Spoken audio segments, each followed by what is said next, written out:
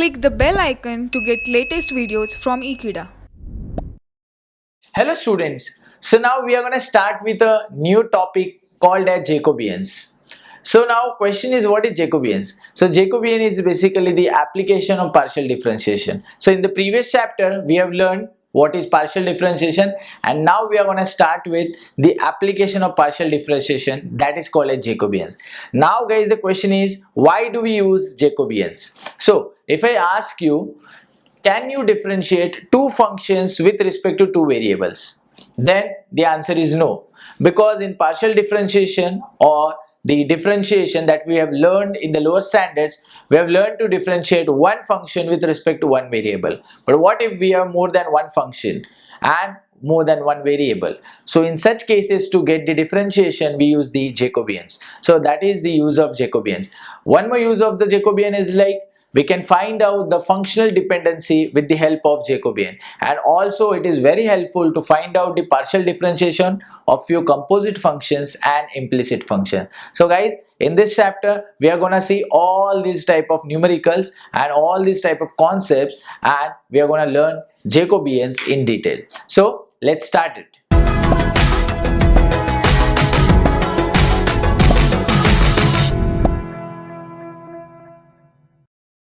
So guys, here on the screen you can see that I've written del uv upon del xy. Now what is it? So here we have assumed that u and v are the function of x and y, and we are trying to differentiate u and v with respect to x and y. So there are two functions and two variables. So guys, it is denoted by the Jacobian. So this is nothing but Jacobian of uv with respect to xy, or we can also read it as partial differentiation of uv with respect to x and y. So u and v are the function of x and y.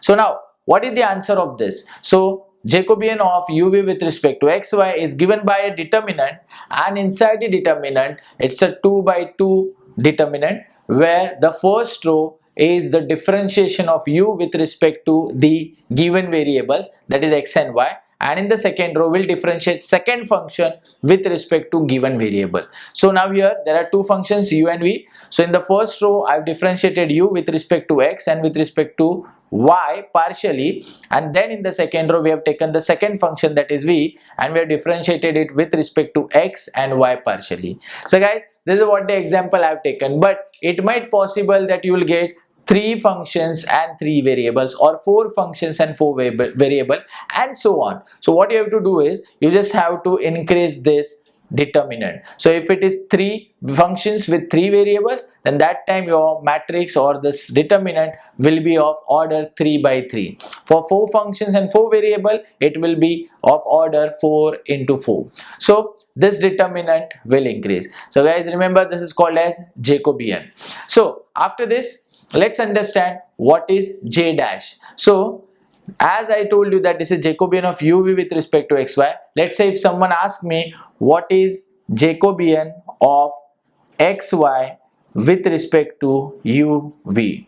So in this case we are assuming x and y as a function and u and v as the independent variable. So we want to differentiate x and y with respect to u and v. So guys, this is also called as J dash, because since J is uv by xy, we are taking the reciprocal of it, so it is called as J dash. So as I have explained you the rule, what will be the answer? So since here x and y are the functions and u and v are the variables, we will differentiate x and y with respect to u and v respectively. So in the first row I'll differentiate x with respect to u and v, so we'll get del x by del u and del x by del v. In the second row we'll differentiate y with respect to u and v, so we'll get. So guys, this determinant will give us the value of J dash, and let me tell you, if you find the result of J into J dash, then it is equal to 1. So guys, this is the property of Jacobians, which is very helpful. Now why it is very helpful? Let's say tomorrow somebody is asking me to find out the J dash, and if they have given me the question as u and v as a function of x and y, then in that case I will find out the j, and whatever is the value of j, I will just shift it to the right hand side. It will go in the denominator and I will get the answer of j dash. So this property is very helpful.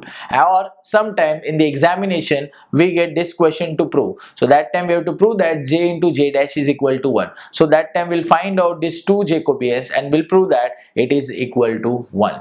So guys, this is all about the Jacobians, and now in the next video I'm going to start with the numericals which are based on the properties of Jacobian. So I'm sure that you have understood the video, the concept of Jacobian, why do we use the Jacobian, and how to find out Jacobian of any function with respect to any variable. So guys, just keep watching the videos because next few videos are very important from numerical point of view, and don't forget to share this video with your friends because they can also get benefited with such a wonderful videos of Ekeeda, and they can also get good marks in the engineering examination. Thank you very much guys.